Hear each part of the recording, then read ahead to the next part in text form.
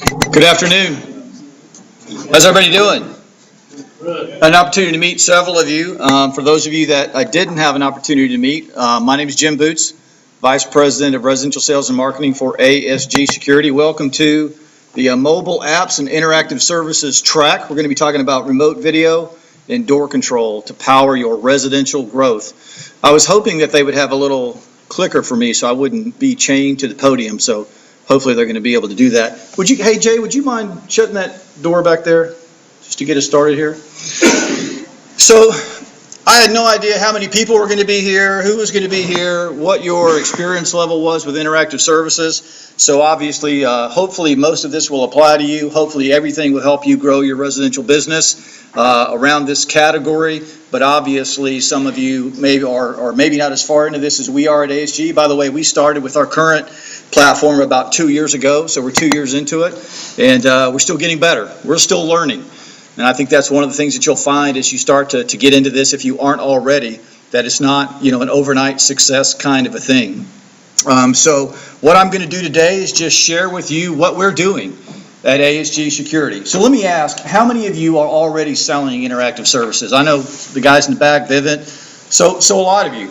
So if you have your hand up right now, you have just been ordained as a co-presenter, right? Because I've got 25, 30, 100 slides, just riveting information, right? And I can just right all through these bullet points. But what I'd rather do is have a discussion with you guys. So as we get into these different topics, your feedback is obviously going to be just as important to the other people in the room as what I have to share. So I'd appreciate you guys if you see something that you think you can contribute to, enhance the point, feel free to jump up, raise your hand, shout out, do whatever, because obviously in the spirit of ESX, we're here to share ideas. I've been in the industry 30 years. Obviously, in about, 2006, 2007 was the very first time that I became exposed to interactive services. It's come a long way since then. And I was just talking to Lou Sepulveda at lunch just about how exciting a time it is in our industry, both for what we have today in terms of services and solutions and for where the industry is going. So without any further ado, let's get started here so you can make sure I can figure out this laptop. So I've got a slide up there just a little bit about ASG. Most of you know who we are, so I won't go into that. But what I did want to share with you is that, we did roll this out a little over 2 years ago. So I'm going to plug our sponsor here. We've got Alarm.com is sponsoring this session, as you can see from that banner and from the slides. We're using the Alarm.com backend. We're on the 2 gig platform, and we're calling our interactive solution ASG Connect, because we're really creative that way. So we're using ASG Connect. When I started with ASG just about 2 years ago, they had just made the decision to roll out this new platform. They had been using another manufacturer's platform and really didn't get a lot of traction with that. And the reason for that is because there really wasn't an enterprise-wide commitment to it. It was sort of a plan B, it was an aside, it was a by the way. And one of the things we'll spend a little time about is that with interactive solutions, and we'll get into really specifically door locks and video, you can't really approach it that way. It really has to be a commitment. So 2 years ago, we decided to make that commitment. And one of the things that I'll share with you is that, as I mentioned, we're getting better and better every single day. So this year, obviously, after 2012, we had a pretty good feel for where we were in our skill set and our ability to sell that solution, interactive services overall. So like all of you do, we created some metrics, we created a budget, and we said, hey, in 2013, I think if we hit these numbers, we're going to be doing pretty well. Well, one of the things that we found is that as we do grow and we do gain knowledge and we get buy-in, and as difficult as it is sometimes for me to really wrap my mind around that, we're 2 years into this, and we still have, if you look at that technology adoption curve, there's the laggards, that's somebody else's term, not mine.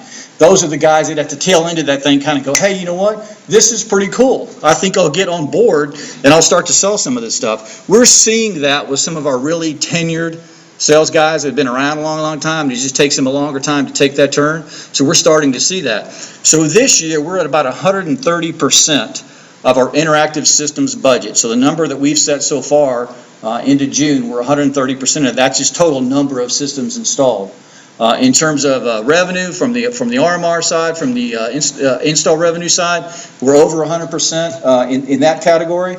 And the thing that impresses me most, one of the things that I look at, and probably a lot of you do too when you're looking at sales improvement, is your month-over-month improvement, quarter-over-quarter, year-over-year. So for this year, in May, we installed 31% more interactive systems than we did in January. So coming into this year, we felt like, hey, we kind of got this thing figured out. What we're finding is, yeah, we knew what we were doing, but we didn't know what we didn't know. We're getting better and better and better, okay? So that's kind of a little bit of our history. So we'll talk about residential locks and video, but before you get into that, you have to understand and make that commitment to interactive services, which is, what this track is all about. And I think before you do that, you really have to ask yourself why. That's one of the things that I always start with is let's start with why, okay? Why should we, stop selling conventional systems? Why should we, make this turn, make this decision to get into interactive solutions? First of all, 2 rules of business, right? Number 1, give the customer what they want. All right, so what do consumers want? A couple of stats here from Reuters. This is August of 2012. According to research they did, 30 million North American homes are monitored by home security, just conventional home security systems, and that was down from 36 million before the recession. Did anybody know that? Is that like a number that anybody had been aware of? That number had kind of been sliding downward in recession, obviously, 2008. Is that a surprising number? When I saw that number, it really surprised me, to be honest with you, okay?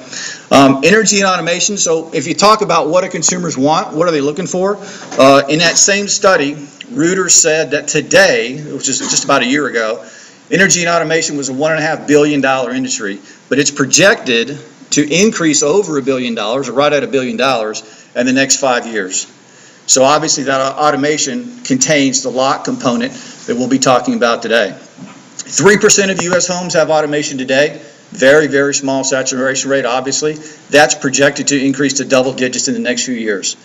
So if you talk about, what are consumers looking for? Obviously, monitored home security. And I always talk about that's sort of the genesis of what, when people come to us, it's unusual for someone maybe to make a call to you or fill out a form on your website and say, hey, listen, I'd like for a way to control my locks with my smartphone. Typically, I'm looking for a security solution, and if I could control my locks with my smartphone or have video to that, obviously that's something else that I'm looking to do as well. So the genesis for most of the interaction we have with customers initially is that security aspect. So there's a lot of room for growth in those 2 areas. And the other thing we have to do is, so now we know, based on all the studies we're seeing, what consumers are looking for. Now we have to, the second rule of business I talked to our sales team about, make it as easy as possible for them to buy from us, okay? Couple of slides that I got from our sponsor, Alarm.com. So if you were to look at the target demographic, right? If you were to say, hey, here are we looking for, and obviously we're talking residential, so we're talking about homeowners. And so if you were to say, what kind of homeowners are we looking for? We're looking for homeowners that in a demographic that had the ability, right, to implement the solutions that we're talking about, and certainly we're looking for homeowners that have the ability to afford it. So based on a couple of stats that Alarm.com provided for us, 66% of U.S. homes have high-speed internet. All right, so we can do IP cameras. 61% have Wi-Fi for simple wireless installations. So both from an implementation standpoint, from a delivery standpoint, obviously those are some pretty good stats for the video side. So if you were to drill down into that demographic and look at that by income, if you were to say, hey, I've got a solution, right, that's available and affordable to about 85% of your target demographic, which are people making anywhere from $50,000 to $75,000, or 87% of homeowners that make over $75,000, that'd be a category you'd want to pay some attention to. So that's where we are in video. And if you were to look at age, by age, 30 to 49%, and this is of that 66% of those homes that have high-speed internet, and the 61% that have Wi-Fi, if you were to break that down, that's what we're talking about. So in that particular demographic, by age, 30 to 49, people are 30 to 49, 76% of them are in that demographic. So it's a higher percentage than just that 66%, and the 50 to 64-year-olds are 62%. So if you were to look at that again, that's your demographic, and they have the ability, both from a delivery standpoint and from an affordability standpoint, to install video. The other thing is, I said, hey, what are customers looking for? So we talked about where that sort of runway we have left here in terms of automation and video. According to Alarm.com, video and surveillance are continuously in the top 5 performing keywords year-round. So again, that's what consumers are looking for. A couple of things here. Video drives engagement. What, if you were to say, and I know what in my history, what the answer to this is, but let me ask you guys. If you were to say what the number one cancel reason is for consumers, right, residential alarm users, what would that be? Number one reason they cancel? Moving. Moving, that's it. It's always moving. Every company I've ever been at, it's always moving. What's number two? And I already heard it. Don't use it. I don't use it. Every single company I've ever worked for, the number one reason for cancellation among residential customers is I'm moving, right? Makes sense. And number two is, love you guys, service has been fantastic, nothing against you, I can still afford it, but guess what? I just don't use it. Buying's an emotional decision, and typically with our industry, and we're starting to see a little bit of a change in this trend, but typically it's an event-driven purchase, right? I moved, there was a break-in in my neighborhood, I got broken into, I got married, had a baby. These are the kind of things that start people thinking about, securing their home. So it's been an event-driven thing, and so when that emotion sort of goes away, that, hey, I'm comfortable in this neighborhood, the baby's 2 years old now, I'm not as worried as I was when they were newborn, the marriage thing, we're comfortable, stable, we're in a routine. When those things emotion tends to die down a little bit, that's when they start to think about, hey, listen, I don't really use this alarm system anymore. The great thing about video, and for those of you that are selling video, and I saw the hands go up when we talked about this, that video users are engaged users. I've got obviously the solution in my home, and I was just talking to somebody at lunch, and one of the things I find myself doing, just absent-mindedly, is just picking up my phone and looking at my video at home, just for no reason, right? The video users are engaged users. They're interacting with the system all the time. The top bullet point there that Alarm.com provided, really, it's not that surprising, but it really kind of is. All video customers have logged in. So out of 100% of the video solutions that Alarm.com provided, 100% of those customers have logged in. So obviously what that tells you is that some of the customers that may have some of the remote solutions, interactive services, maybe they have not logged in. So this tells you how engaged the video users are, and the second bullet point says most log in frequently. So again, if you're looking for a solution, right, we're talking about why here, we said start with why. If you're looking for a solution, right, that customers are engaged in, they're interested in, they'll pay for, video is a great one to start with. Video drives usage of the apps, which I just talked about, and the website use, obviously, because sometimes I'll be looking at my phone and I want to get a bigger picture of it, so I'll jump on the website. I think most people now are going to their smartphone or their tablet, but it also, according to Alarm.com, does drive that website use. And I think I saw a stat from them the other day, about 70% of all interactions that they're seeing are on mobile devices. So less and less people are going to the website, but in video, maybe that's the one thing that's it's bucking that trend. They'll go to that website. Video users pay more and stay longer, right? So we just said, hey, customers tend to cancel because they're not using the system any longer. So again, this is when you talk about why should we do this? This is a solution where customers pay more, stay longer. That's what we're all looking for. Organic search, we just talked a little bit about, keywords. 61% increase in their organic traffic to the Alarm.com website coming from video keywords. So if there's any IT guys in here, anybody in control of the website, if you're you're working on your SEO, there are some keywords both for paid search and organic search that should be interesting to you. Okay, the other topic today is locks.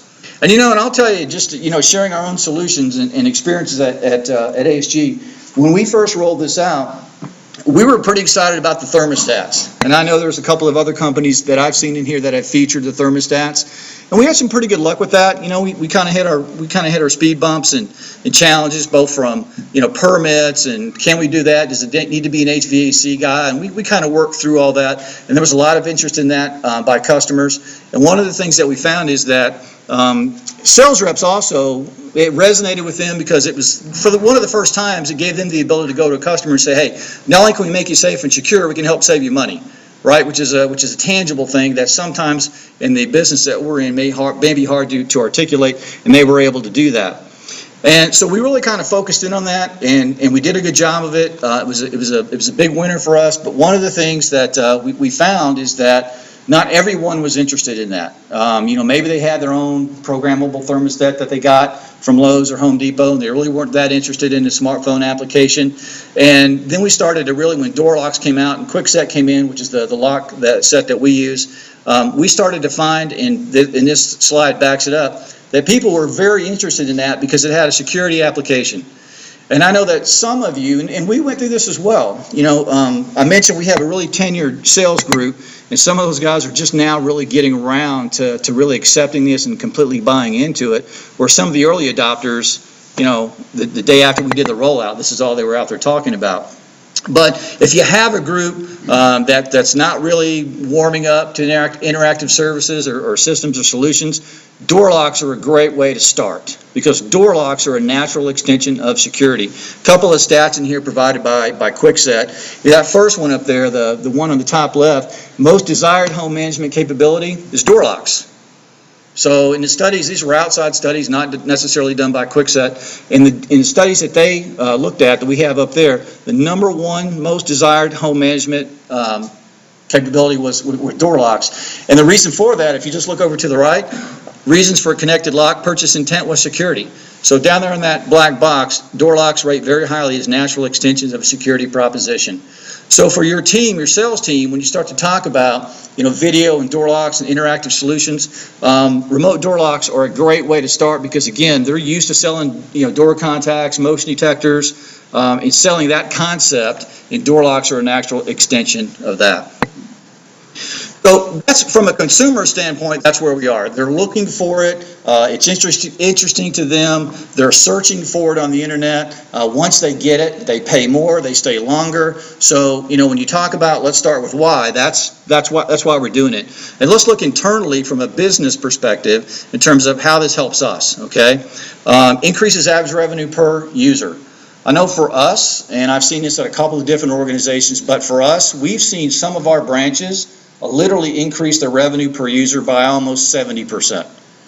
And, that's not across the board, but we've seen some of our branches that really took to this quickly, initially after the rollout, increase their average revenue per user by as much as 70%. Probably overall across the whole enterprise is 30 to 40% increase in our average revenue per user. We have a couple of legacy pricing plans that probably holds that down a little bit that we're phasing out. So we're really excited to see what that's going to be when we get rid of those. Reduce subscriber churn. We talked about, hey, they pay more and they stay longer. I'll tell you a quick story. When I was at a national company in 2007, we rolled this out. It was a little bit different solution, but interactive service. It was a Total Connect solution. And about a year after we rolled it out, we decided to do our own survey and really look into this and see what our subscriber churn was. And so we looked at all the customers that we had signed up with interactive services. We had one cancellation in that first year. We said, no, that can't be right. We got to go back and look at this again. So we redid the survey, redid the study. We've again found that one customer, and we had canceled that customer due to non-pay, right? And we're seeing the same thing at ASG in terms of the stickiness, if you will, of customers on interactive solutions, which again is really kind of what it's all about, if you can maintain customers longer. Improve customer loyalty. Now, this is a big one. If you've got customers with locks and video and thermostat control, so if you're really leading with interactive solutions, when that other company comes along, maybe knocks on the door, sends a mailer, and they're necessarily not talking about these solutions, or maybe they are talking about those, but your customer already has those, that's going to improve that loyalty. Because one of the things that we've seen is that from a competitive standpoint, if you've got a customer that's on a conventional platform, maybe it's a POTS line, it could be a radio backup, a radio is primary. If you've got that customer and a competitor comes calling and starts to talk about these services, right, even though you may have been doing a great job, sometimes they'll have a tendency to explore that opportunity with other company, because these things, again, are services and solutions that they're necessarily looking for. So again, you want to talk to all your customers about these, and you want to lead with these solutions. Improve company image among consumers, that very last one. Not every single customer is ready for these interactive services. You guys know all the stats about smartphones and tablets. I think this year, for the very first time, tablet sales are going to outpace smartphone sales. So that technology is out there, right? So we're all really aware of that, but not everybody is to a point where they want to do everything on their smartphone or their tablet, and some people are just getting into that. But if you're not talking about these solutions with those people, right, but they know other companies have these, that may, it may hurt your image with those consumers. Even if they're not ready for interactive solutions, locks or video, if you're talking about those, then they know you have them, and they know, hey, this is a company I can go with, and I know later on, if I'm ready to do this, I can go ahead and add those solutions. Here's the other reason why talking about that's important. You guys know, and we're all very well aware of the entrance over the last couple of years of telecom and cable companies into our business. And I put a couple of stats here together just in terms of number of customers. So if you add all of those up, Time Warner down to Verizon, that's about 218.3 million customers, just based on quick searches on the internet in North America alone, okay? And there's only about 316 million people in the U.S. So I'd submit to you that a lot of your customers are their customers as well. And I don't know about you guys, but I have Verizon at home, right? And so on my Verizon Fios internet and TV, I'm already getting bombarded with the Verizon Fios solution for home management, right? And I've gotten about 3 or 4 different AT&T Digital Life mailers at home as well. I'm not an AT&T customer. So obviously these guys are doing a really good job of creating awareness, reaching out, and getting the message out around this solution. So again, this is something, we'll talk a little bit more about it in a couple of slides, that you need to be leading with, and just in terms of an internal reason to be in this business. Those guys are talking to your customers, and they're going to be talking about these solutions.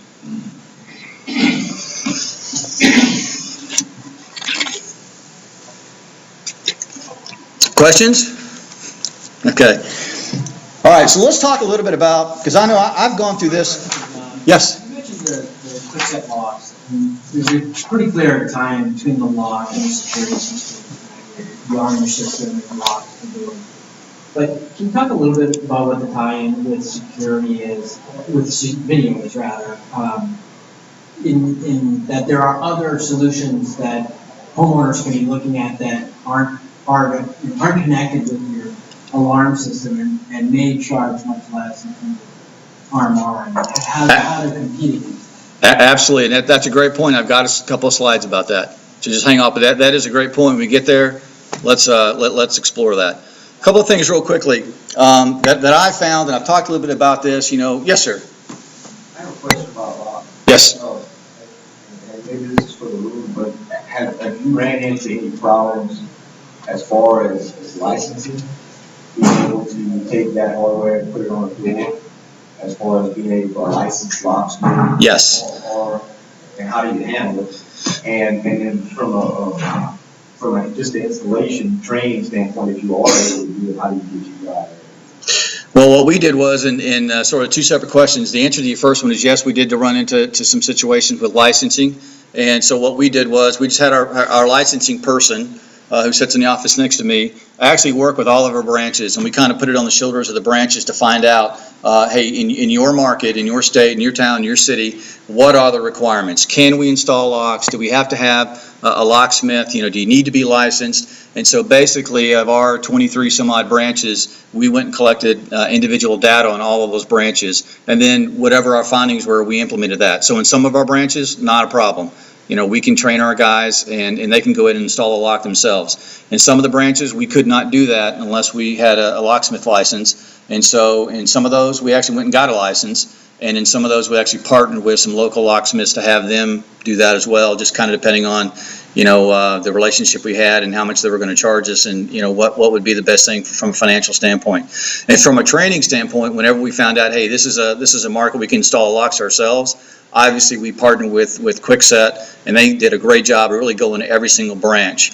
They did, webinars and conference calls, but they also went to every single branch and met with our ops team, put together a training packet, and trained our guys to do that. And listen, candidly, we have some ups and downs initially. I think we bought a few doors, but that was in the initial rollout, and it's running smoothly now. But we did have to go through that and figure out where could we install these, and where do we need some help doing that. Yep. Enterprise-wide commitment. One of the things that I've seen when you decide to roll these solutions out is that everybody's got to buy into this, right?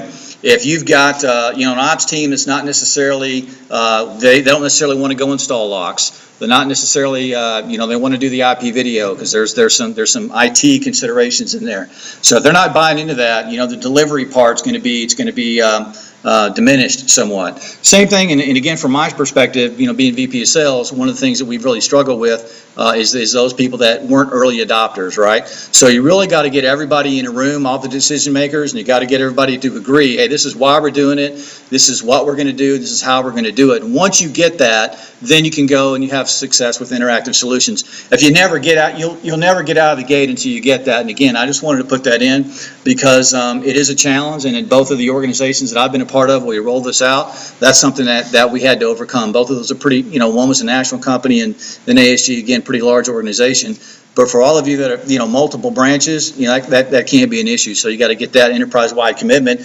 And the title of this slide is Go All In, because I'll tell you, I mentioned earlier that when I joined ASG, we were selling interactive solutions, but it was not something that ASG had committed to.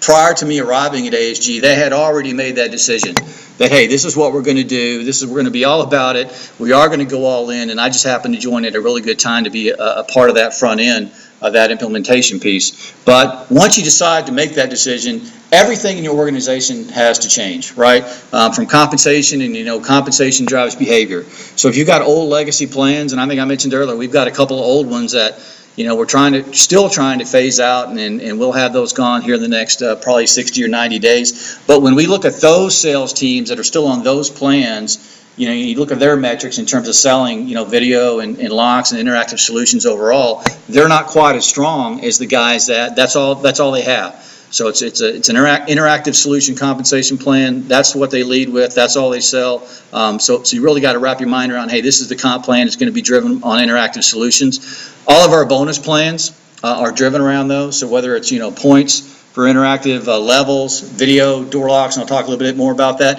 Everything is built around, in terms of compensation, selling interactive solutions, and whether it's a la carte or in a bundle, rewarding guys for selling more and more of that. Earnings calculator, I'll talk a little bit more about that. Yes, Jay? Are you bundling the door locks, or are you selling them ad hoc? Yes and yes. We actually have, and we're not doing as much bundling as we were. So I'll tell you, here's how our history worked out. When we first started selling this a couple of years ago, we created several bundles, right? And this is kind of my second go-around with this, and I saw this coming, but it's what we felt was the right thing to do. So we had some pretty intense bundles in terms of just a lot of different products in there. And what happened to us is, and this is the second time it's happened to me, is that customers start to say, well, I like that, but I don't like that. Can I substitute this? Can you pull that out? If you did that, how much would that be? So the sales reps have a lot of questions, and really it created more issues. A bundle is supposed to simplify the purchase, and a lot of those bundles, and I think what we did was we had too much in there, right? And so what we did was we went a la carte, which is kind of where we are today. And then we created, you might call them temporary, and I've got a couple of slides in here, temporary mixed bundles. And so a mixed bundle is like for a video solution or for a door lock, we would bundle that with obviously monitoring, which is the core product, and then a lesser known or a newer product, we'd put that in there. And then a bundle obviously is, hey, if you buy both of these products together, you're gonna get a better price than you would buying them a la carte retail. And a lot of times that's better, because sales reps tend to resonate, they like that, they're drawn to that because there's a discount built in, and it's something they get enthusiastic about when they tell the customer. So we have a la carte for the most part, right? We've eliminated most of our big bundles, and everything's a la carte, which is really working better for us. And then we do have some mixed bundles occasionally when we want to push a product, and I'll talk a little bit more about that. So it's kind of a mixture, but I'll tell you the a la carte for us tends to work better, and a lot of that's because of our sales process, which is a big part of selling interactive solutions. That sales process is, known needs and unknown needs, and I'll talk a little bit more about that here momentarily. But customer experience, which is what that is, ironically, leading with interactive services. The two things that I've learned in doing this that have been, just common denominators is that in order to be successful selling locks, video, interactive solutions, mobile apps, you got to lead with it every single time. You got to demo it every single time. You got to give the guys, reps, a good way to do that. And then the constant focus, and like I said, we're still getting better and better and better, and that's because of that constant focus that we have on it. Message immersion. When you decide to do this, you go all in, you change your comp plan, you change your pricing, you build bundles, whatever it is that you do, obviously the messaging has to be in sync with that. So interactive solutions, locks, video, thermostats, it's who you are, it's what you do, and that has to be applied across the entire enterprise in terms of any advertising you do. I've got websites, social media, and we're actually in our second iteration of our website, and each time, it just gets more and more focused on our interactive solutions. And I've got some slides in here that I'm calling old school, because I'll tell you, one of the things that I've learned through the years in selling interactive solutions is that a lot of the old style, if some of you guys are around for the old Dictograph days and Rollins days, some of those old style selling skills really apply and work well when you're selling video and door locks. So communicate solutions, not hardware, which is really kind of what that experience is all about. Pricing options, and this is a little bit to Jay's question. Here's what we did, and again, we've gone through several different iterations of this. So here's kind of where we are today. We have really 3 levels of interactive solutions. All right, we got a basic, an advanced, and enhanced. None of those really use video or door locks or thermostats or light control or any of those items. Those are all different levels of Alarm.com services. So it's all based on the back end, right? So the install fee is a little less for, say, the basic, and then the RMR is the lowest that you can get. It's an entry-level system. And then advanced services, you get some more functionality from the Alarm.com back end, and then enhanced is really the whole Alarm.com portfolio. But for our purposes today, what I wanted to focus on is ultimate services. So we're talking about locks and video. So what we did was, again, we've done this a la carte. So we've got the Z-Wave lights, thermostats, locks, and the video down there as well. And so the reps can do that a la carte. And there's a couple of different ways you can do it, and we've kind of done it both ways, and we've settled on say, for door locks, if you install one door lock, there's one RMR attached to that. If you sell another door lock, there's no additional RMR. So you can do 2, 3, 4 door locks for one RMR price. Initially, what we did was we did very small RMRs, a couple of bucks for a lock, and every time you added a new lock, it was a couple of dollars more, right? And so that kind of, when customers wanted 2 or 3 locks, tend to raise the price up. So that's where we settled on this in terms of the a la carte pricing. And that's really helped with our RMR. And quite frankly, it's helped with our install revenue because customers buy more locks. Same thing on the video. And we even have, if you look down the bottom line, and I think this is, I've seen a lot of companies going to this, and it's been really helpful for us, for customers that are really just looking for that video solution. We'll sell a standalone video solution, and what we found is that you can start with that video solution, they'll install that, and of course that gives them access to the Alarm.com website, which is our back-end provider, and then they'll see all the other services, and then they'll call up and say, hey, you know what, I'd like to be able to lock my doors. I'd like to be able to control my thermostat. So they go from a video-only customer into full-blown interactive solution customer. And in terms of the compensation, what we do is obviously the more RMR, the more install revenue that the rep drives, the more compensation they get, obviously, so that they see, hey, listen, the more of these services I sell, the more money I'm going to make. This is to Jay's point, the mixed bundle. We're still doing some of this. So what we're doing is we're taking door locks and video, we're adding those into some of our core services, obviously like monitoring. So we'll take a core product and we'll bundle a door lock in there, or maybe 2 door locks or a couple of video cameras, and we'll bundle that service in. And what we found is that customers that typically wouldn't necessarily buy standalone video component or a standalone door lock, because of the RMR that comes along with that, they'll actually do a bundle because they say, I'm saving some money off retail. Normally I wouldn't buy both of those, but since I can get I've got some examples here, I can get a 5 to 7% discount or maybe a 10% discount, I'll go ahead and do that bundle.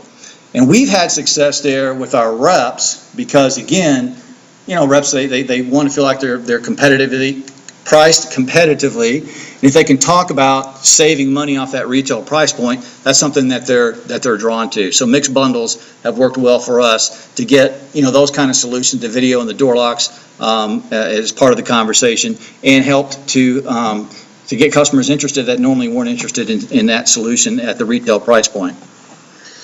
So mixed bundles, just a couple of examples. Like I said, we'll take say a door lock or a video, we'll add that in. And on the slide before I talked about where, good discount might be 5 to 7%. If you want to build some bundles, better discount might be 10%. So what we'll do is we'll just add in, and you might add in, say, inspections, you might add in two-way voice, you might add in some of those core products with that door lock or with that video. And then typically what you do, the more services you add, the more that discount's going to be. And so again, you'll have that customer that might not buy all those a la carte at retail, But once you bundle those in and they see they can get a 12 to 15% discount, they'll buy 3 services. So you're driving RMR, which obviously is what you're trying to do, what you're trying to accomplish.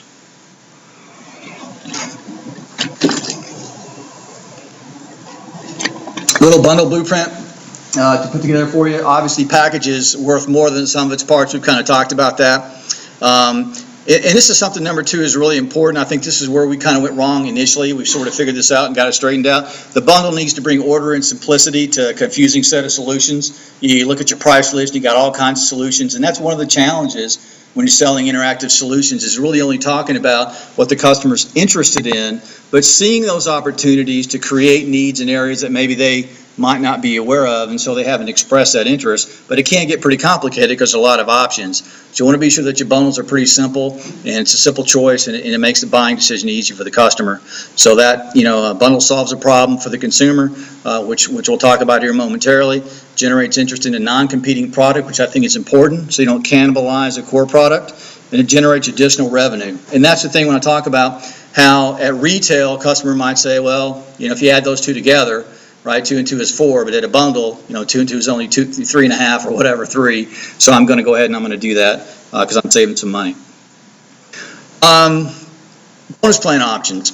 What we did was we completely eliminated, in terms of our bonuses, in compensating reps. We completely tore down those plans, and everything that we do now based on bonuses. So there's obviously regular commission just for selling the job. We pay a little more for self-gen.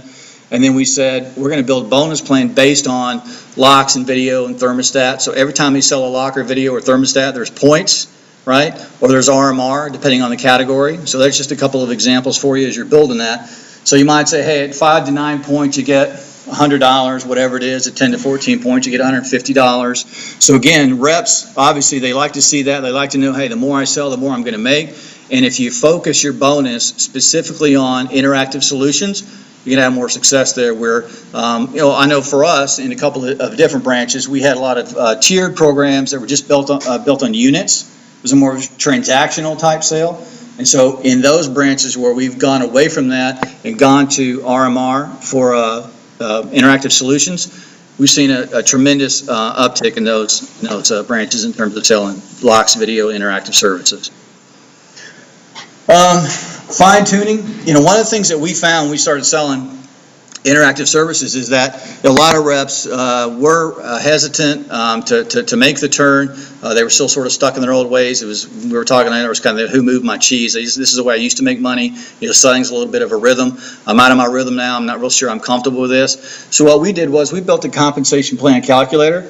Not necessarily new and innovative, but I'll tell you it's very effective because it can take reps that have trouble with selling this and show them basically, hey, if you sell 2 locks a week or 3 locks a week, or if you sell the standalone video solution, this is the kind of money that you can make monthly. This is the kind of money that you can make annually. And just seeing that visually has really helped our reps. And we'll sit down on our monthly one-on-ones with our sales team, and we'll sort of look at, hey, these are the solutions you're selling now. This is how many locks you've sold, how many video solutions you've sold, and what do we need to do to sell one more, and what's that going to do to your income monthly and annually?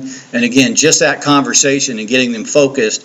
And one of the first slides I talked about, you really got to have that constant focus, has helped us tremendously sort of make that turn and see reps that didn't sell a lot of interactive solutions begin to sell those. All right, old school selling. For those of you guys that are selling these solutions now, do you have a sales process? Do you have in terms of training, do you have a process that you guys go through, a business model?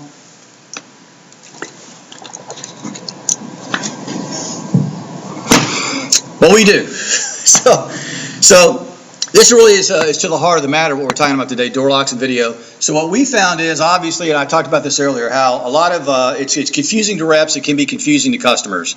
So we developed a needs analysis. And again, this is a little bit of old school selling, right?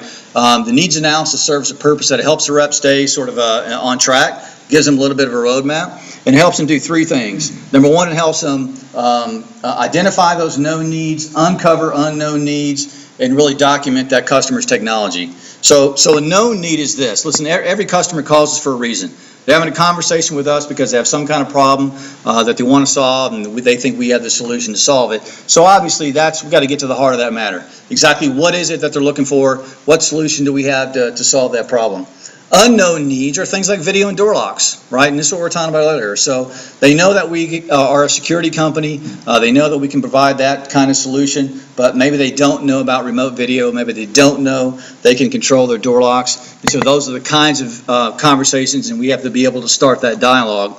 And the third thing is, do they have the technology? You know, the slide from Alarm.com talked about how many people have high-speed internet, how many people have Wi-Fi, and those are the kind of things that we need to know about.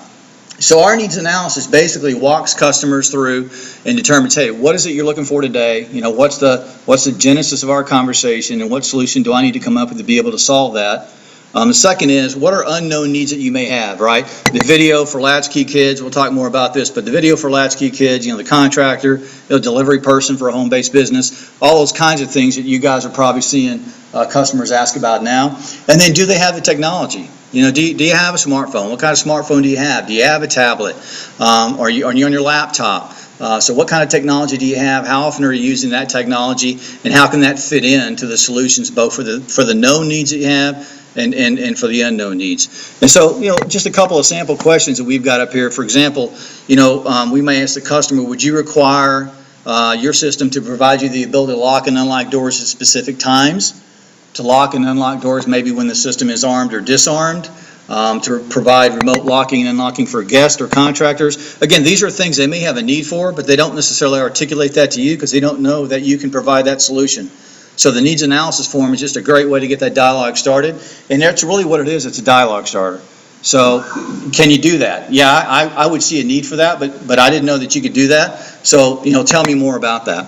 One of the questions that we ask just about every single one of our customers, I got a bonus question. Have you ever what? Let me ask you guys this. Have you ever locked yourself out of your house? Who has locked themselves out of their house? I know I have. Just about everybody in the room, right? So if you've ever locked yourself out of the house, you're a candidate for remote locking and unlocking, right? So that's one of the things we talk about. Buying is an emotional decision. Get the customer to think about that time they were locked outside of the house. Maybe they had to call a locksmith, had to call a spouse to come bring them home. So again, it's just to start that conversation so that when we start to do the system design, that can be a starting point for the first door lock, okay? You know, if the technology exists, would you require live remote video access from an internet-connected device, right? A lot of times they're not really sure, what is that going to do for me, right? So, you know, one of the questions we ask is, if you were away from the house, what's the one thing you might want to view remotely? And you'd be surprised at some of the answers. So really old school selling, a needs analysis form, and we have a 4-page form. And the first page focuses on just security. The second page focuses on interactive services, and that's where we really start the conversation around locks and video, so that when we start to design the system, that's going to be a part of that system design. Part of it is just a drawing. So when we actually start to do the walkthrough and the system design with the customer, we're going to be able to show the location of those devices. And then the back piece is for business development, referrals, emergency contacts, that kind of thing. All right. Old school selling. You guys know, this is not anything you know, necessarily new and innovative, but I think one of the things that reps don't necessarily think about a lot is the power of visual presentations. So one of the things that we did is, of course, we redid our presentation. You know, a guy with a really good graphic designer, so we do our presentation on an iPad. Guys can do it on a laptop, but most of the time they're doing the presentation on their iPad. So if you think about that, if you have a customer that's on, you know, they're technology savvy, they've got an iPad, and you're doing a presentation on an iPad, obviously there's a common denominator there. So you want to be authentic to that message of being a technology provider. So we're doing that on the iPad. And the other thing is, and I talked about this earlier, when you're selling locks and video, you've got to demo the locks and the video. I know Kwikset's got a great, has a great demo board, and all of our branches have that demo board, and we're using that demo board. Some guys actually use that at the kitchen table. They take that with them, right? Not everybody, because it's a pretty big demo board. But we're using that at home shows, and I tell you, that generates a lot of interest at home shows. So you got to lead with that, and you got to demo it. So how are we able to do that?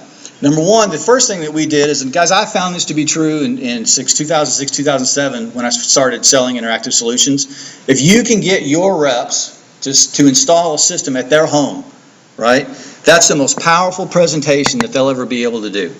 So I've got a system in my house. I carry my iPad with me whenever I'm talking to anybody about, and I've got a demo case, right, which is what you see a picture of the demo case there. I've got a demo case. I never use it anymore. We did initially, but now most of my demos are done right on my iPad.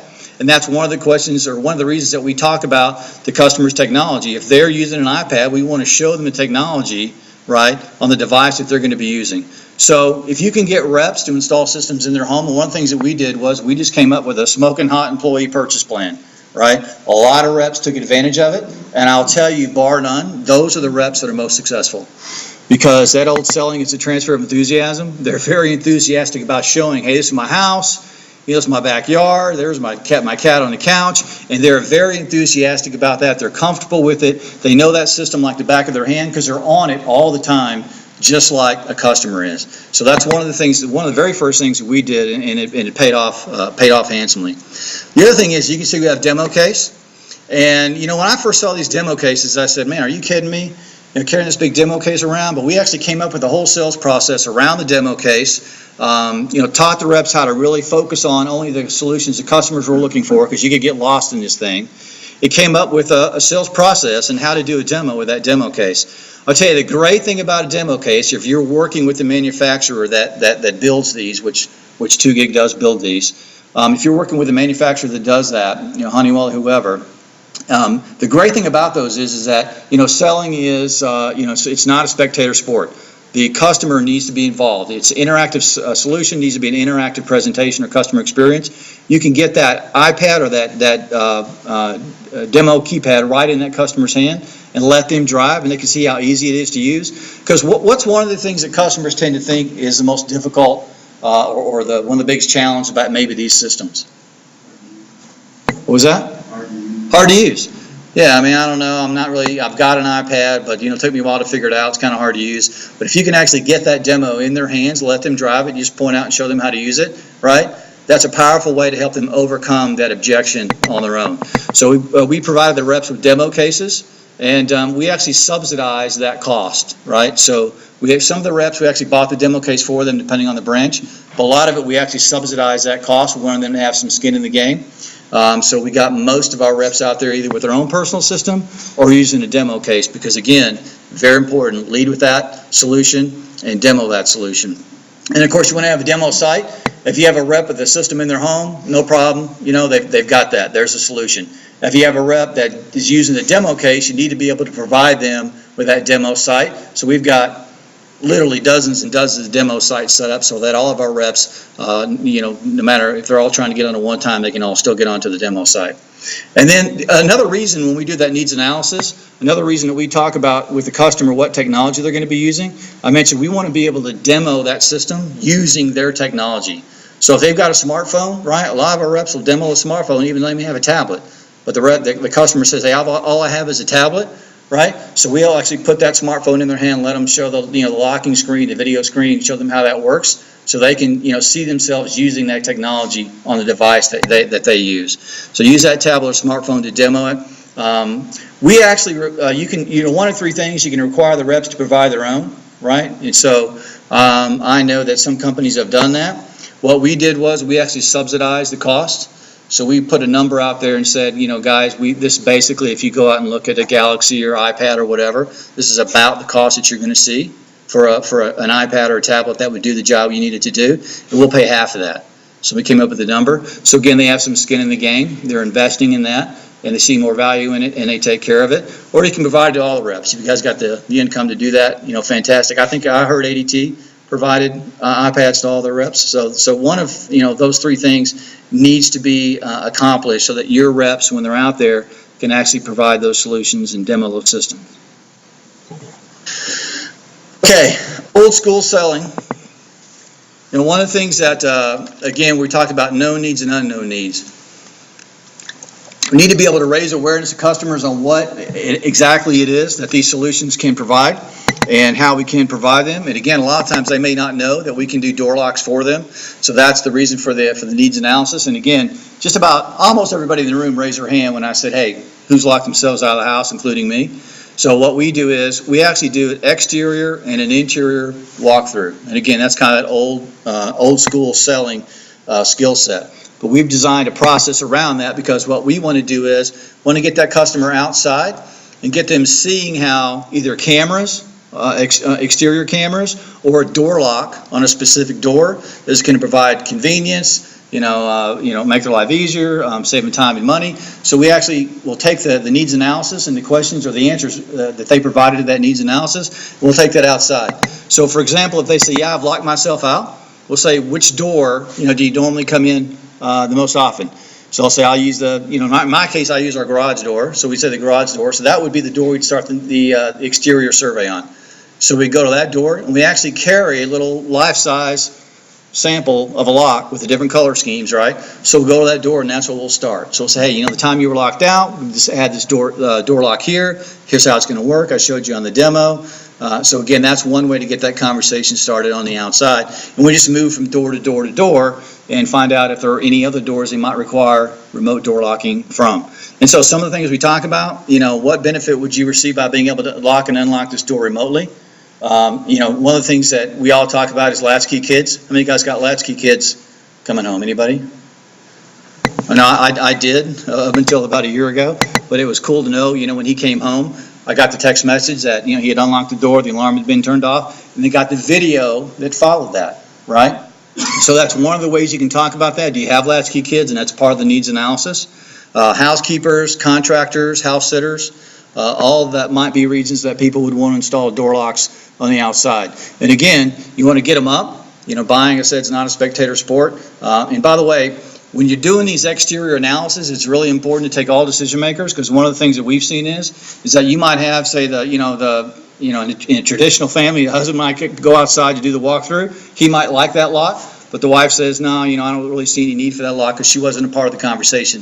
So you really need to be sure to get all the decision makers outside to actually go to those doors and talk about the locks, talk about what the convenience that it can provide for them, and provide those solutions that maybe they had a need for in the past and might have a need for in the future.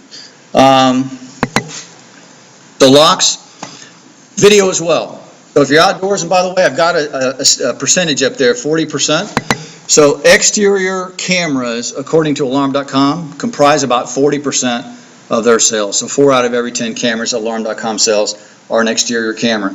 And again, what we're trying to do in this exterior analysis, we're trying to sell cameras, right? Provide solutions. So this is another time for you to take the customers out there, and maybe at that door where they said, hey, so my latchkey kid comes home, right? This is where the delivery person comes every day for a home-based business, and the FedEx guy, drops off my packages. So we can talk about having video solutions there. I've got some other things. The pool, swimming pool. Maybe the neighbors use the swimming pool. They want to make sure if anybody comes to the pool, they're going to know that. They're on vacation. Anybody's using your pool, they want to know that. Kids' windows. Back in the old days when we designed systems, a lot of times people would design systems to keep their kids in, right, instead of the bad guys out. And with child abductions these days, sometimes that's an issue that people are concerned about. So you'd have that video exterior looking at a wall where there's maybe some children's windows. Again, another solution that we didn't really have in the past until we had a remote video. RVs and boats. A lot of people store their RVs maybe in the backyard, side yard, behind the fence. And some of these RVs and boats can be pretty expensive and things can tend to disappear. So again, as you're doing this exterior analysis, you want to talk about the solution that an exterior camera would provide to maybe give them a video clip of somebody got in the area, or to give them the ability to remotely view that.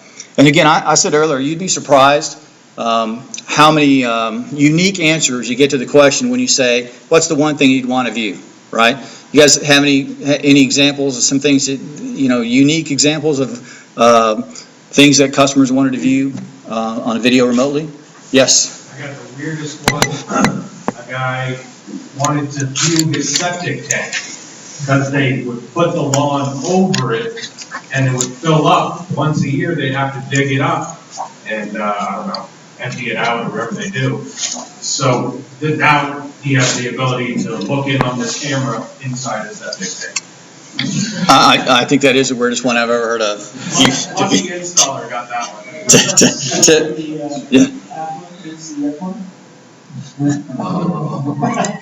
What was that? I said that's sort of where the affluent meet the affluent. Absolutely, yes. Any others? Septic tank. I know we might not be able to top that one, but there's got to be some more. Got to be some more. Case, liquor cabinet, Right. Yeah. I'll tell you, two, and I put them down here, two that I see quite often, actually, and at another company that I worked at, our director of billing, I won't say her name, but our director of billing, she actually had just this beautiful Persian cat that laid on this big giant ottoman in her living room, I guess. And whenever you would go into her office, she always had her monitor over there. She had a separate monitor there, I guess. She'd have that monitor, and that camera was looking at that cat at all times. And she was a single woman. That cat was like her child, and you see that a lot, just in terms of pets being like children. And she was always had that cat just right up there on the monitor. And if you ever walked into her office and that cat wasn't on the ottoman, she knew it. She was worried about it. The other one I put down there is exterior landscaping.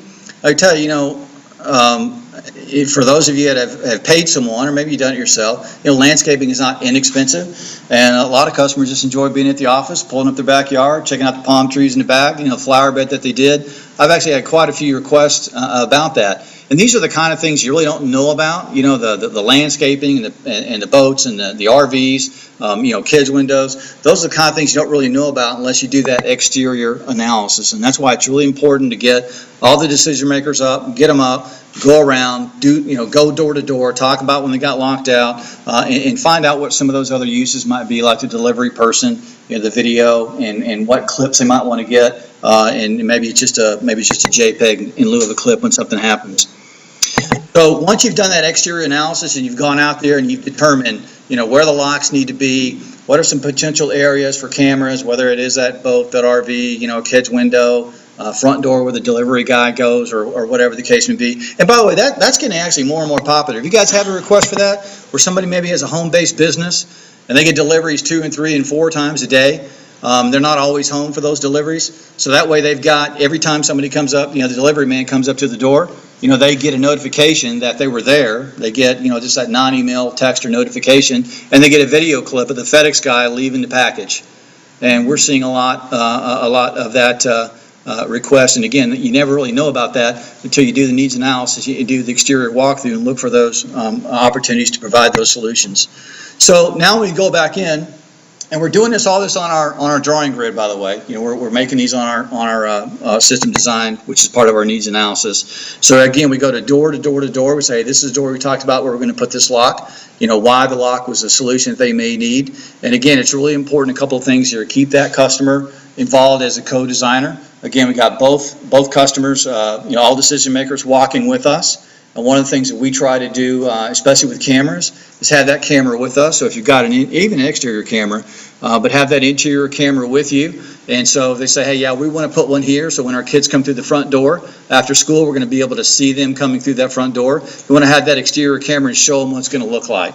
Is it going to sit on a coffee table? Is it going to sit on an end table? Maybe you're going to mount that on the wall. You want to have that for them again, so they can begin to see that. They're comfortable with the aesthetics, and they begin to take ownership of that device and understand, hey, it's going to blend into the house. It's not going to stand out, and it's going to provide the solution that I wanted to provide.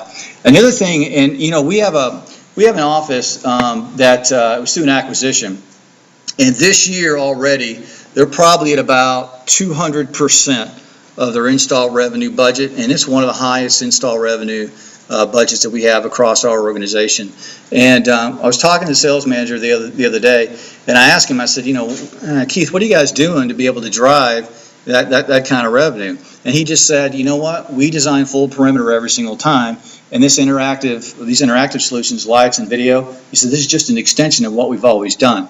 Right? And so what they're doing is this exterior analysis, interior analysis, doing the needs analysis. So as they're going through, they do what we call design confirmation room by room or area by area. Right? So whenever you leave an area, say a front door, for example, so now you're going to have a contact on that front door. You're going to have a door lock that you can control remotely on that front door.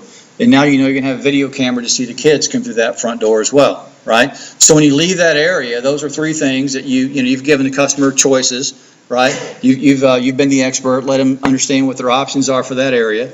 They've chosen to have the door sensor, the video camera, and the door lock. And when you walk away from that area, it's done, it's designed. So now when you sit back down at the kitchen table, it's really just a matter of pricing all those items in there. So when I say receive design confirmation room by room, that's what I'm talking about. And it's really important when you're selling locks and video, keep the customer involved in that at all times. Interior system design video, again. So I've done an exterior, and maybe we've determined we're going to have a camera in the driveway. Maybe we're going to have one in the boat area, or where the boat or the RV is stored. So now we're coming in, and now we've got one maybe at that front door where the kids come in. And I heard somebody say, hey, maybe we're going to have, the gun cabinet, the video cabinet. I've got some of those locations down there. So jewelry, electronics, maybe they have some kind of collectibles that they have. You want to carry those demo cameras, keep the customer involved. And again, as you go through the house designing your security solution, you want to make locks and video a part of that design so that when you get back around to the kitchen table, you've got this system design. And basically, again, it's really just a matter of sitting down and doing the pricing. Okay, last slide before Q&A. Yes. Question that says, in each area, to what extent you do that, getting from that, hey, I said so we go here, no, I said Well, that's what we do is actually we actually have a grid, just a drawing that we do. We actually have it that you can do it on an iPad, but a lot of guys just do it on paper. And so as they're going through the house, like for example that front door, like they might say when we did the exterior analysis at the front door, this is the front door that the kids used to come in, and you talked about having an interest in being able to get that video. When the kids came home, you're sitting at your desk, and we've all seen that. Sitting at your desk, and the kids come home, and you get that video to see that it was them that came in, right? So we're going to have an interior video camera at this door. And obviously, it's a perimeter door, so we're going to have a security contact there as well, door contact, just for the intrusion piece of the design.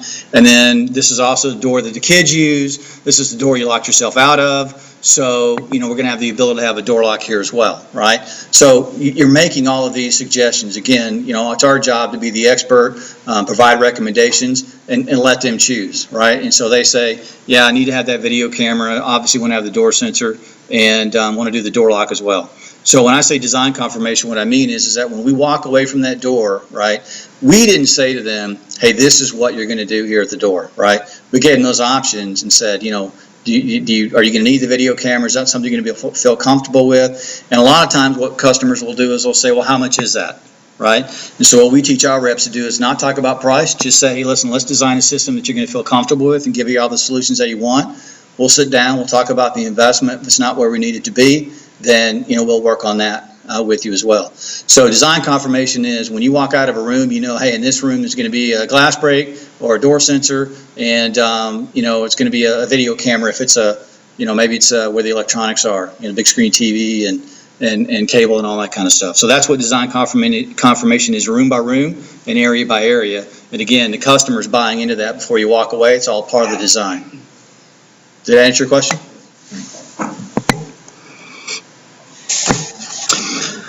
Okay, existing customers. Obviously, we all have a lot of customers that don't necessarily have interactive solutions. They don't have door locks. They don't have video. So how can we take advantage of that? One of the things, and I've actually heard executives and companies say, hey, listen, let's don't talk to our existing customers.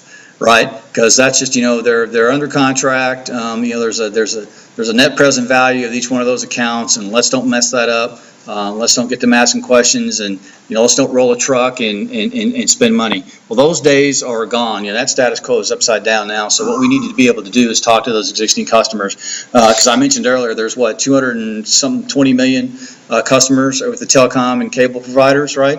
And they're being communicated to by those providers. We've got to be able to talk to our customers about this. So we can't have fear about that anymore. So we've got to be able to talk about locks and video and interactive solutions with our customers, or else that what I call it is silence conveys an offer deficiency. And if you're not talking about it to your customers, it may mean that you don't have that. So we need to be proactive in reaching out, to our customers. So if we're talking about here, how to grow your residential sales with video and door locks, your existing customer base is a big part of doing that. So kind of talked about, some of the ways to start the dialogue, how to price, how to bundle, how to build the infrastructure with new customers, and existing customers need to be a part of that conversation as well. Some of the things that we've done, service leave behinds. Unfortunately, service is a part of this business. And if you think about your own company, how many customers you talk to each day on site, when you run service calls. whether you're a national company or, us 23, 24 branches, that's a lot of customers that we're talking to on a daily basis. So we have a leave behind that we've developed, both for residential and commercial, that talks about, locks and video and interactive solutions. So that's just a way just directly face-to-face to get customers interested in that, to let them know you have that solution, and again, to start that conversation. And we compensate our service technicians for those sales. They turn it in. There's actually a place for them to put their initials there. So again, these guys are engaged. I said earlier, you got to have an enterprise-wide commitment. These service techs are engaged in that conversation, and they understand, hey, if I can get this person interested, sales comes out and does their job, I can get compensated on this. So existing customers obviously need to have that conversation. Invoices. Whether you're doing paper invoices, we have electronic invoices to the majority of our customers. There's always some kind of message. And earlier, Jay was talking about, the mixed bundles. This is where we put a lot of that mixed bundling. It's not something that we always have on the price point, on the price list. But anytime we send out an electronic invoice, this is where we'll do a lot of our mixed bundling messaging. Whether it's, standalone video, whether it's, video addition to the interactive solution, whether it's an upgrade to their system. That's where we do a lot of that messaging to existing customers about these interactive solutions. Upgrade program. How many of you guys have an upgrade program from a conventional system to interactive solutions? Yeah, and it's critical. What kind of feedback have you gotten on your upgrade program from Ackerman? And as far as from the customer's perspective? Yes. I mean, they, a lot of times they don't know that we offer it. And they're, Right. like you said earlier about the companies going around, and saying, well, they don't do that. So if we don't tell them we do it, they don't know we do it. So we offer them, of course, information on, hey, just come out and talk to you about your, maybe test your system while they're there, make sure it works properly. How long has it been since you tested your system? A few years, right? Let's test your smoke detectors, test your doors, and then while we're there, I'll tell you about what else we have to offer. Maybe something you want to do, maybe not. But at least we do. Right. Kind of thing. And it's Brian, right? Yes, right. And If you tie into something like something you're offering as value for your visit, it's better than just saying, hey, come out and talk to you about what we have to offer. So kind of test your system or something like that's a good way to get in. Right. And prior to having interactive solutions, that was not a conversation the reps typically wanted to have, right? They didn't want to go out and visit that customer. It's a client visit. You could teach them how to get referrals from that and work the area and do all those kind of things that we've always done. But to reps, that really wasn't that interesting, and they didn't necessarily see it as a reward. But problem, that'd be bad. Yeah, exactly. Which is actually a good thing. They can take ownership of that and become a hero. But they didn't see it that way. Any other feedback on customer upgrade programs? What kind of response you've got from your customers with conventional systems? We did a test email with an offering, just a general offering for interactive technology. And the first one was 2,000 email customers. And out of that, we got 400 visits from our sales rep. And out of that, we sold 300 of them. Wow, that is a tremendous conversion rate. 300 out of the 400 that 400 responses, you did 300 upgrades. What was your offer? Yeah, no kidding.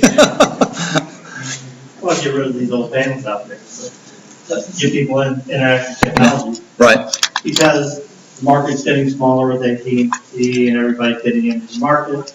And like you started at the beginning, the more they're doing with you, the more likely they're going to stay with you. Yeah. So, and that's the point of this whole slide, guys. With your existing customer base, they've got to hear about this from you. They need to know that you have this solution. Again, I've heard executives say, listen, man, every time we roll a truck, it's at net present value. It hurts that. Let's don't do that. But again, that's not a possibility or an option anymore. And you got to, like I said earlier, you got to go all in. You got to build all your programs around this. And so what we've done is, and like your time, you get different offers to your existing customers. Our upgrade program is obviously all around the interactive services. Our MOVE program is now built around interactive services. I mean, it has nothing to do with conventional anymore. We don't talk about landlines. We don't talk about radio backup. And of course, the radio is primary in the 2 gigs, many of you know. So everything that we do, our retention offer. So if you call our customer service department in Beltsville and say, hey, listen, again, love you guys, but I need to leave. We talk about the retention offer being around interactive solutions, whether it's locks or video. So again, you really need to build your whole culture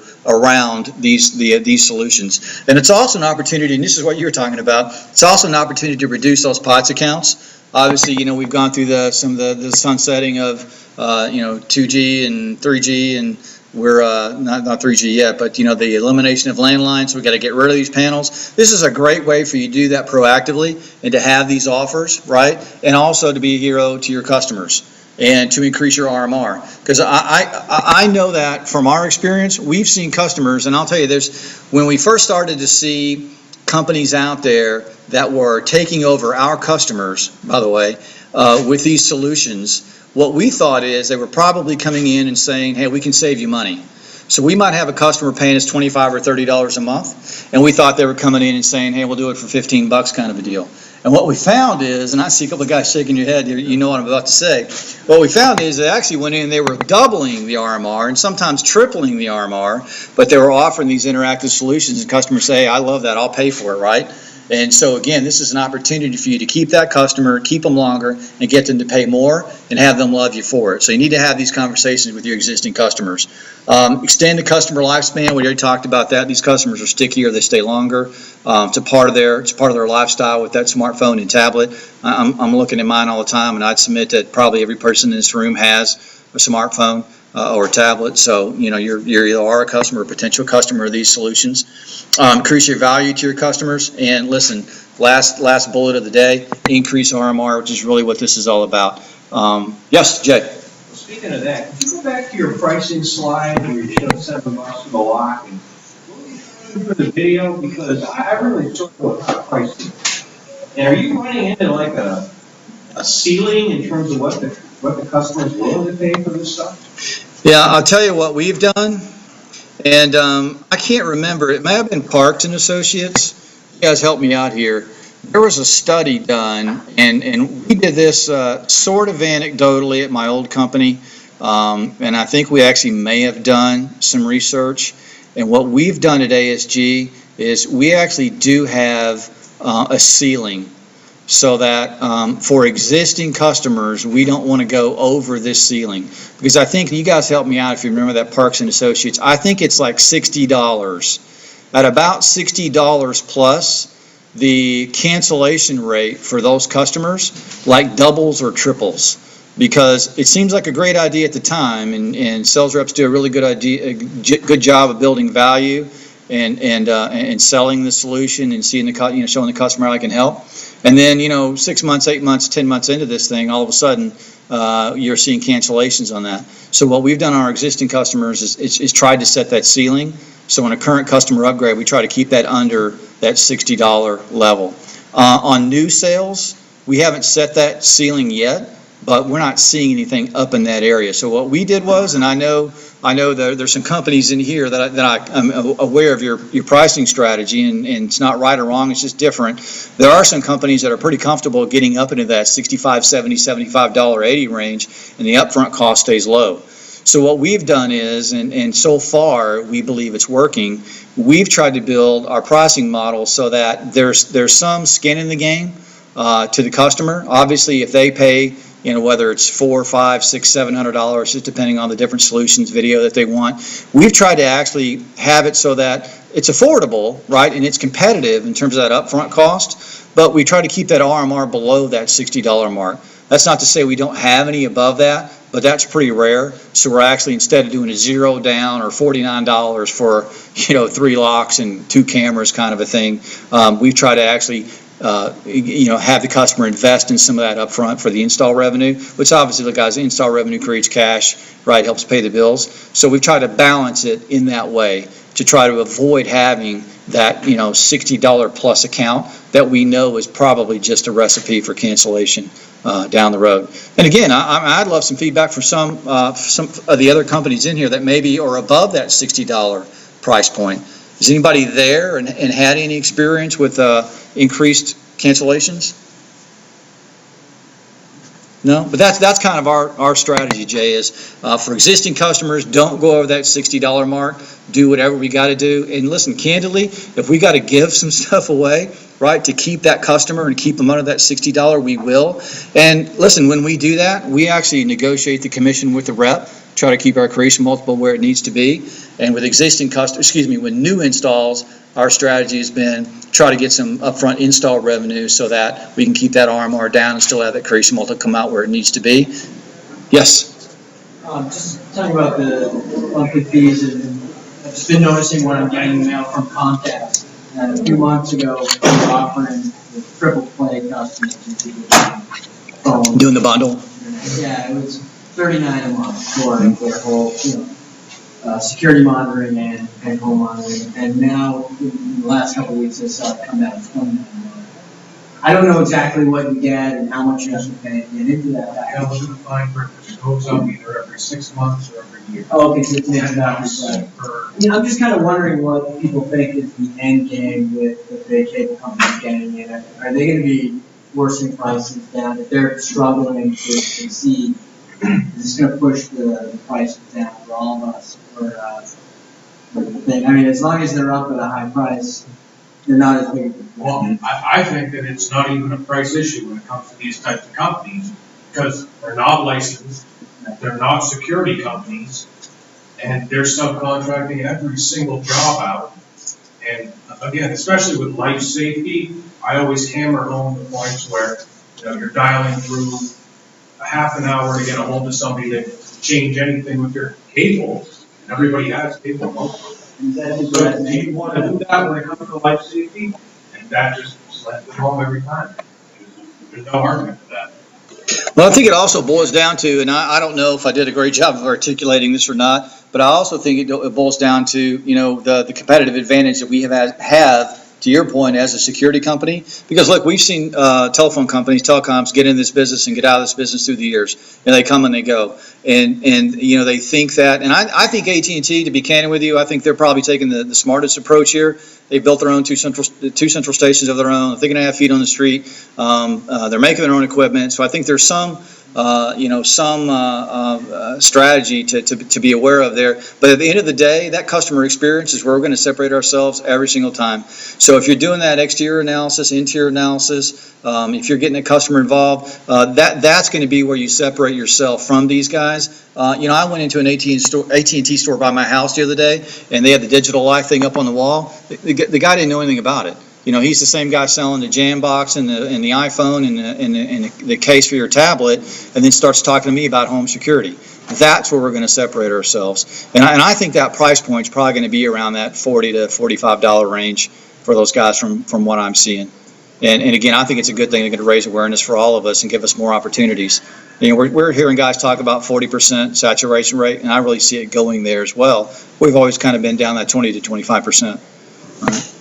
Yes, sir. Last question. I think they want our room. Yes, sir. I'm interested in some of the pitfalls that I've run into as far as helping the salesmen are judging distances and technology. And I've had customers, blame us for replacement cameras, working on them solid, but also some Wi-Fi and house changed or whatever it blocks that.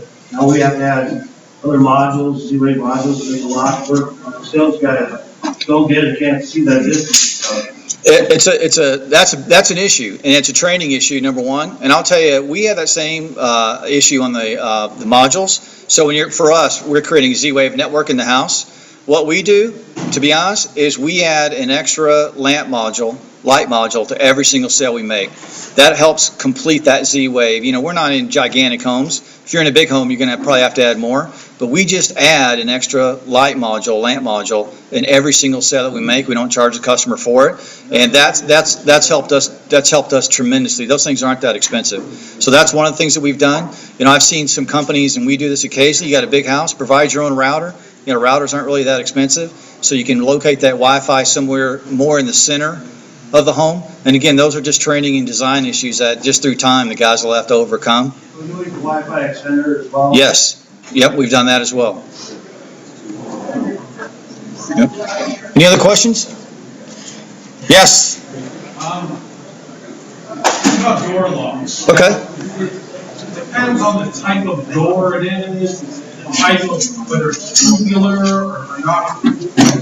What are the options, I guess, that Kwikset or any company out there has for, every type of door? What do I need to know going into that scenario? Well, it's going to depend on the manufacturer that you use, but if you look at the Kwikset, obviously they've been doing this a long time. Kwikset's the #1 manufacturer of locks. right? And so, obviously, commercially, we've run into some issues there. But residentially, typically, it's either a one-piece lock, right, where the lock is a part of the doorknob, if you will, or it's a separate deadbolt. Thank you, deadbolt and door handle. And Kwikset has something for all those applications. Yeah, we have not had an issue there. All right, guys. Thank you very much. Jim, how do you spell your last name? Boots, Boots.